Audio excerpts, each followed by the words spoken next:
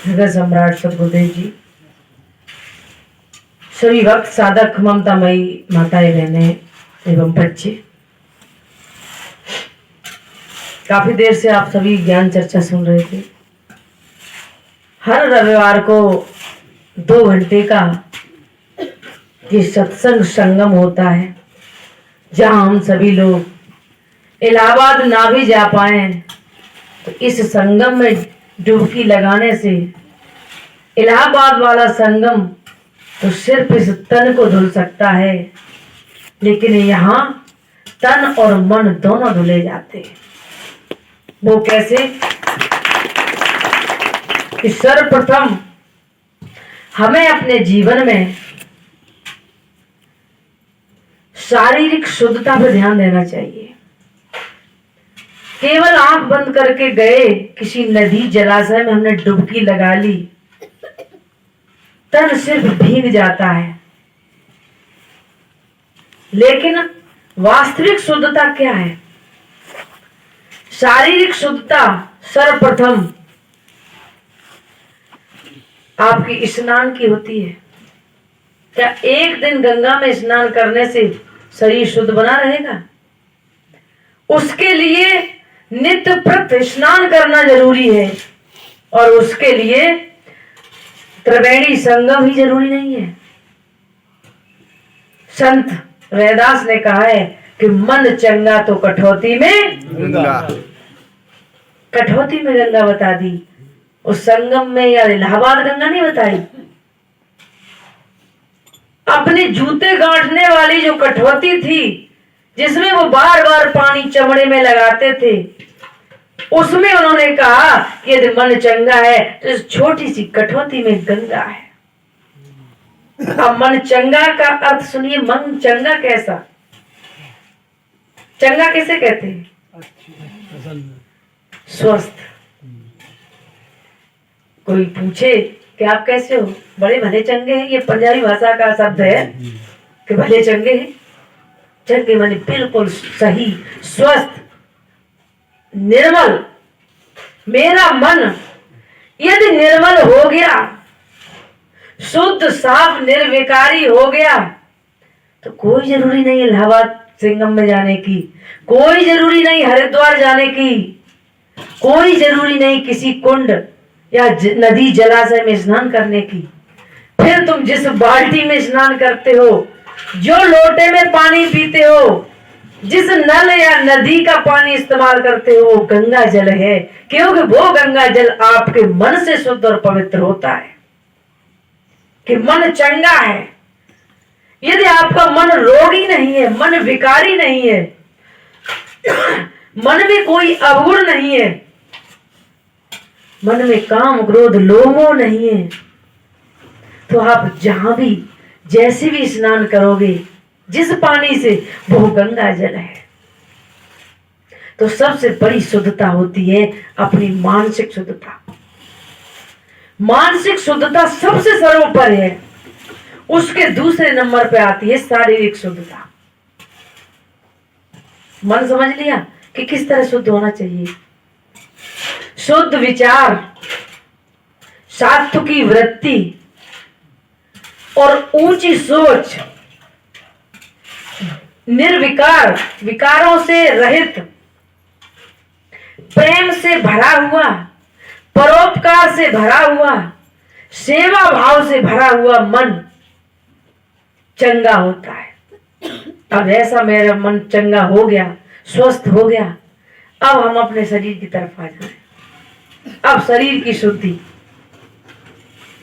जैसे सुबह चाहे माताएं या बहनें हो, चाहे भाई हो, कोशिश नहीं, ये नियम बना लो, ऐसी प्रतिज्ञा करके जाइए आश्रम से कि मुझे भोजन बनाना और करना बगैर स्नान करे हम नहीं करेंगे।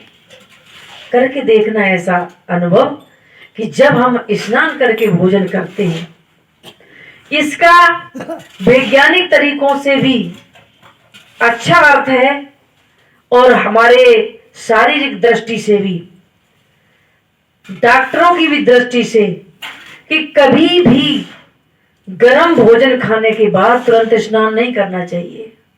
चाय कॉफी काढ़ा भोजन करने के बाद कहते नहीं कि कम से कम आधा पौन घंटे इंतजार करना चाहिए, तब स्नान करना चाहिए। और स्नान करके यदि भोजन करो तो उसका आनंद ही अलग है। भोजन करके जठराग्नि प्रबल होती है, इधर आपने खाया और डिब्बा लेके नहाने चल दिए, उसका उस शरीर पर और आपके आंतरिक पुर्जों पर बहुत बुरा असर पड़ता है।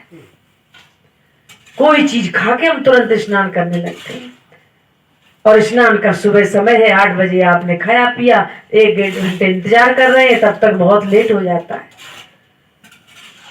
हम क्या करते हैं, अरे ये नाश्ता खराब हो जाएगा, अरे रोटी ठंडी हो जाएगी, ये चाय ठंडी हो जाएगी, चलो पी ही लेते हैं, बाद में स्नान कर देंगे। यहाँ तो ठंडी होकर दोबारा भी गर्म हो सकती है, लेकिन तुम्हारे पेट में वो कितना नुकसान करेगी पता नहीं, कितनी जेबें आपकी ठंडी कर देगी, तिजोरी ठंडी कर देगी। 1 मिनट की चाय ठंडी, 1 मिनट का 2 मिनट का भोजन ठंडा, आप इतना लोभ करते हो। लेकिन विपरीत परिस्थितियों में जीने और उपयोग करने वाले की सारी जेबें ठंडी हो जाती है, तिजोरियां ठंडी हो जाती हैं, और हॉस्पिटल की लाइनें लगाते लगाते महीनों गुजर जाते हैं। कोशिश करो भोजन बनाना और खाना स्नान के बाद होना चाहिए। ये मेरी शरीर की शुद्धि है। वस्त्र, ये सफेद रंग किसका प्रतीक है? शांति के साथ साथ त्याग का और है। इस सफेद रंग को त्याग का प्रतीक बोला जाता है। त्याग का मतलब, इसका वास्तविक अर्थ है, सूर्य के अंदर समस्त प्रकार के रंग होते हैं, और वो रंग वो जिस वस्तु पे छोड़ता है, वो वस्तु जिस रंग को वापस कर देती है, वो वस्तु उसी रंग की कहलाती है। बैंगनी रंग ने, जैसे बैंगनी रंग का होता है, उसने बैंगनी कलर सूर्य को वापस किया है, तब वो बैंगनी कलर का कहलाता है। कोई वस्तु लाल है तो उसने लाल रंग को सूर्य की तरफ वापस किया, छोड़ा है, त्यागा है, तब वो उस रंग का कहलाता है। काला रंग किसी भी रंग को वापस नहीं करता, वो सारे रंगों को अपने अंदर ही रखता है, इसलिए वो काला रंग कहलाता है। और सफेद रंग, जिसे हम सफेद कहते हैं, उसने सारे सूर्य के रंग को सब कुछ वापस कर दिए, त्याग दिए, समर्पण कर दिया, तब ये सफेद रंग कहलाता है। तो ये त्याग का प्रतीक है। तो ऐसे जो त्यागी होते हैं, निर्मल और स्वच्छ कपड़े पहनते हैं, साफ, और आपका तो ये पंथ ही एक है ऐसा, जैसे सतगुरु कबीर साहब ने आज के 600 वर्ष से निकाला इस पंथ को, और उनका साफ ही कहना था कि साफ स्वच्छ सफेद कपड़े पहनते थे, और कबीरपंथी ज्यादातर पहनते भी हैं। आप ग्रस्त हो, ऐसा नहीं कर सकते हो, लेकिन साफ तो कपड़े पहन ही सकते हो। तो वस्त्र हमारे साफ, स्नान इत्यादि के द्वारा शरीर साफ और मन साफ, जब ये तीनों चीजें साफ होती हैं तो मेरी वाणी भी उतनी ही सुंदर और निर्मल निकलती है। फिर कहते हैं कि सोच समझ के बोलो, कम बोलो, आवश्यक बोलो, और वो भी इन तीनों के बाद बोलना भी पड़े तो धीरे बोलो। गुरु जी के आगे एक बोर्ड लगा था, गुरु जी ने ये वाक्य लिखे थे कि कम बोलो, आवश्यक बोलो, धीरे बोलो, क्योंकि 80% मेरे शरीर की एनर्जी वाणी के द्वारा निकलती रहती है। तो कोशिश करो जितना हो सके। आपका सत्संग शुरू होता है 10 बजे से, और वैसे टाइम तो 12 बजे का है, 2-4 मिनट ऊपर नीचे हो जाते हैं। सत्संग 10 बजे तक आ जाना चाहिए, और आके चुपचाप अपने सत्संग पांडाल में बैठते जाइए। और गुरुदेव की छाया चित्र लगे हुए हैं, इधर उधर दृष्टि डालने की जरूरत ही नहीं है। आप देखो, गुरुदेव की आंखों की तरफ देखो, प्रत्यक्ष आपको महसूस होगा कि जब गुरुजी जिंदा थे तो इसी तरह मेरे आंखों में के द्वारा मुझे वो शक्ति देते थे, और महसूस करोगे तो आज भी वो शक्ति आपको मिलेगी, क्योंकि गुरुदेव की वाणी, गुरुदेव का सत्संग इस वायुमंडल में घूम रहा है। जिस तरह हम फोन लगाते हैं तो फोन की वाइब्रेशन किरणें इसी में तो घूमती हुई उस फोन में जाती है जहां नंबर लगाया गया है। गुरुजी की भी वो किरणें, वो वाणी जो उन्होंने 20 साल इस क्षेत्र में, इस आश्रम पे अपनी वाणी, अपने सत्संग को निकाला है, वो कहां चला गया है? अभी भी इस वायुमंडल में है। बस पात्र चाहिए। जैसे ही आप पात्र बन के शांत होके, शांत मन, शांत चित्त, शांत वाणी होके बैठते हो, वो वाइब्रेशन वाली वो किरणें, वो आज के 10 साल पहले सत्संग दिया था, वो इसमें तरंगित हो रहा है और तुरंत कूद पड़ता है आपके हृदय में, आपके कानों के द्वारा, आपके इस ब्रह्मांड के द्वारा। चोटी रखाते हो, यहाँ पर हड्डी नहीं होती है, यहाँ एक छिद्र होता है और बहुत ही नाजुक छिद्र। ज्यादातर जो लोग उसका रहस्य समझते हैं, आशीर्वाद देते समय जब हम किसी भी ऐसे महापुरुष के आगे सर झुकाते हैं तो मेरा चोटी वाला हिस्सा आगे आ जाता है और वो अपनी हथेली आपके सर पर रख देते हैं। उसके द्वारा उनका आशीर्वाद, उनकी शरीर की शक्ति, उनके शुद्ध विचार आपके अंदर प्रवेश करते हैं। या तो हाथ यहां रखवाओ और नहीं तो सबसे ज्यादा, इससे भी ज्यादा असर होता है आंखों के द्वारा। सीधा सीधा रेटिना नस सामने वाले के सारे गुणों को कैच करता है। तब तो हमारे सदगुरु कबीर साहब ने कहा है कि हाथ रखवाने के लिए भी हो सकता, तुम रोगी हो, वो रोगी हो। कभी बहुत से संत स्त्री पुरुष का भेद मानते हैं, तो इस स्थिति में स्पर्श की व्यवस्था नहीं है, तो सदगुरु कबीर साहब ने वो बंदगी निकाली है कि पूरा योग भी मिल जाए और किसी से स्पर्श भी नहीं करना पड़े। ये हाथ रखवाने से भी ज्यादा इस बात को आप लोग स्वीकार कर लो। भले ही आप अपनी ना समझी से ये कहोगे गुरुदेव या महाराज जी, जब तक पैरों पे सर नहीं पटक देते शांति नहीं मिलती, ये आपकी मन की भ्रमणा है। एक बार करके तो देखो। जब आप दृष्टि से दृष्टि मिलाते हो, आप पैर छूने आते हो, हम कोशिश करते हैं, कभी हमारे हाथ में कोई वस्तु है, हो सकता हम हाथ भी नहीं रख पाए, आपने पैर इतना सर झुका लिया कि वहां तक मेरा हाथ भी नहीं पहुंचता, तो क्या पीठ तक ही पहुंचता है, इतना आपको नसीब नहीं मिलेगा। कोशिश करो, खड़े खड़े कर, चाहे बंदगी कर लो, चाहे उतनी दूर से कर लो, बस दृष्टि पड़ जाए। आंखों के द्वारा जितना ज्ञान शक्ति आप तरंगित होते हो उतना और किसी के द्वारा नहीं। कोशिश करो। तो इन चीजों को जब हम सुनते, समझते और मानते, अपने जीवन में निर्मल बनाते हैं, तब हमारा जीवन इतना लाभकारी होता है। अब छोटी मोटी चीजों को, बातों को हम सुन लेते, अपने जीवन में उतार नहीं पाते। सदगुरु कबीर साहब ने कहा है कि इस शरीर को एक ढोलक की उपाधि दी गई है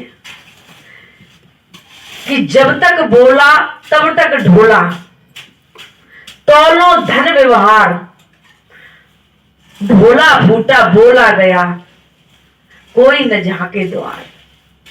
ये बीजक में साखी आई है कि जब तक बोलने वाला, इस शरीर को ढोलक बताया है, जब तक बोलने वाला है तब तक ये ढोलक सही लग रही है, और तब तक ही धन व्यवहार, धन है, धन को आप अपना मानते हो, व्यवहार यानी परिवार, संबंध, शरीर सब है, और बोला गया ढोला फूटा, ये बोलने वाला निकल गया, इसे तो फूटा ही समझो। जला देते, गाड़ देते, पानी में बहा देते, कुछ क्या क्या करते हैं। कोई न झाके द्वार, फिर न बोलने वाला है, न आपके नाते रिश्ते संबंध हैं, न धन दौलत है, फिर कोई भी कुछ भी आपका नहीं है क्या?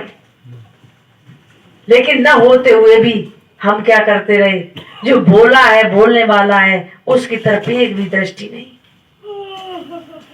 उसको प्राप्त करने की, उसको समझने की एक बार भी हमने कोशिश नहीं की। और इन जगत के व्यवहारों में लगे रहे, नाते रिश्तों को मनाने में लगे रहे, संबंधों को निभाने में लगे रहे, पत्नी पुत्र पति इत्यादि को खुश करने में लगे रहे, और तब तक बोलने वाला उड़ गया, चला गया, निकल गया। अब पछताए होत का जब चिड़िया चुग गई। इसलिए सबसे जरूरी काम है जो आज के विषय था कि मन और तन और वाणी की शुद्धता, और इस ज्ञान को प्राप्त करना चाहते हो तो इससे भी सर्वोपरि एक चीज है, अपने चरित्र की शुद्धता। चरित्रवान व्यक्ति साधना क्षेत्र में बहुत जल्दी आगे बढ़ सकता है। ये रिकॉर्ड भी है, आज तक महान आत्माएं महापुरुष जिन्होंने अपने चरित्र को निर्मल बना लिया है। क्योंकि हमारे 5 विषयों में भी सबसे पहले काम विषय का नाम आता है कि काम क्रोध लोभ मोह अहंकार, काम वासना मेरे चरित्र को इतना दूषित करती हैं जिसके होते हुए आप कभी अंदर और बाहर से शुद्ध हो ही नहीं सकते। चरित्र की निर्मलता में सबसे बड़ा है अपने आप को ब्रह्मचर्य में ढालने की। हमारे नौजवान भाई हो चाहे बहनें हो, चाहे बुजुर्ग हो, चाहे बच्चे हो, ऐसा दृढ़ संकल्प लें कि अपने जीवन को, चाहे मेरा यहां से गर्दन कट जाए, चाहे मुझे सुख और दुख में निभाना पड़े, चाहे मुझे महीनों रोटी न मिले, लेकिन अपने चरित्र पर दाग नहीं आने देंगे। इस आश्रम पे ऐसा संकल्प लेना चाहिए आपको। यदि वाणी का, मन का, शरीर की निर्मलता चाहते हो तो इससे भी सर्वोपरि और महत्वपूर्ण है आपकी चरित्र की निर्मलता, जिससे आपका भजन और ध्यान में मन लगे, चित्त वृत्ति शांत हो। हम इन बातों को कभी कभी खोलते हैं, हर बार नहीं। यदि कोई शिष्य साधक भक्त किसी भी उम्र का है और इस बात को बार बार कहता है कि मेरा तो 1 मिनट के लिए भी मन नहीं लगता है, वो बात स्पष्ट न कह के वो अपने अंदर ही झांक ले कि निश्चय ही उसके शरीर से, उसकी वाणी से ऐसा न लग रहा हो, लेकिन कहीं ना कहीं उसके अंदर मन की जो चंचलता है उसका यानी कैरेक्टर लूज है। मन भजन में न लगने का कारण क्या है कि काम करो, संसार में दिन भर मेहनत करो, शाम को एक तो आपको लेटते ही लेटते नींद आ जानी चाहिए। भजन में बैठो तो बैठते ही बैठते आपका मन स्थिर हो जाना चाहिए, क्योंकि मन सर्वप्रथम उन भोग वासनाओं में जाता है। उसके बाद आपने अपनी वाणी से जो दिन भर कहा, किसी को गाली दी, अपशब्द कहे, वहां जाएगा। उसके बाद शरीर की मानसिक इंद्रियों पे जाएगा, शब्द स्पर्श रूप रसगंध, इन 5 से आपने जो जो कर्म किए वहां जाएगा। तो इन 3 जगह ही मन जाता है, सारी शरीर के द्वारा हुआ किए हुए कर्मों पर, और वाणी के द्वारा कहे हुए शब्दों पर, और मन के द्वारा आपने जहां भी आप भोग वासनाओं में मन को फंसाए हुए, उन्हीं चीजों में साधना के समय भागता है। और आप कहते हो कि मन नहीं लगता है। मन को तलाशो कि ये जा कहां रहा है, ये तुम्हारा काम है, सदगुरु का काम नहीं है। उन्होंने बता दिया कि मन को निर्विचार कर लो। लाख की बात एक कह दी, करोड़ की बात कह दी कि मन को निर्विचार कर दो। अब आपका साधना में मन निर्विचार नहीं होता है तो तलाशिए, खोजिए कि निर्विचार नहीं हुआ उस वक्त ये मन कर क्या रहा था, साधना में बैठे बैठे क्या सोच रहा था। दिन में किसी को अपशब्द कहे, गाली दी, वहां गया था, या हमने मीठे मीठे सुंदर पकवान खाए वहां गया, या सुंदर कपड़े पहने तन पे वहां गया, या मैंने सुंदर स्त्री या पुरुष को देखा, उसका रसास्वादन किया आंखों के द्वारा, उसके सुंदर मीठे शब्द सुने फोन के या किसी वार्ता के द्वारा, उन बातों में गया, या उसको देखा, या उसका स्पर्श किया। ये साधना के टाइम मन जा कहां रहा है, इसकी तलाश करना आप लोगों का काम है। और आपने इतनी पहचान कर ली, करे नहीं, गुरुदेव हमने क्या बताया कि इनसे इस दिन में मैंने खाया पिया जो भी हुआ हुआ, नहीं, मुझे किसी भी वासनाओं में नहीं भटकना, इस मन को बिल्कुल शांत करना। जैसे एक छोटे बच्चे को थपकी दे के सुलाते हैं, उसे माँ डांटती भी है जब नहीं मानता, और नहीं तो प्यार से गोदी में हिला हिला के, चाहे पूरी रात हो जाए, उस बच्चे को पालने में माँ कितना मेहनत करती है। तो आपका भी काम है इस मन को बिल्कुल शांत करें, निर्विचार करें, वासनाओं से रहित करें, इच्छाओं से रहित करें। यदि संसार में कोई दुखी है तो वो इच्छाओं को वशीभूत है, इसलिए दुखी है। अपनी इच्छाओं को शांत करो, निश्चय ही आप साधना क्षेत्र में आगे बढ़ोगे। बोलिए श्री सद्गुरुदेव की। आज के सत्संग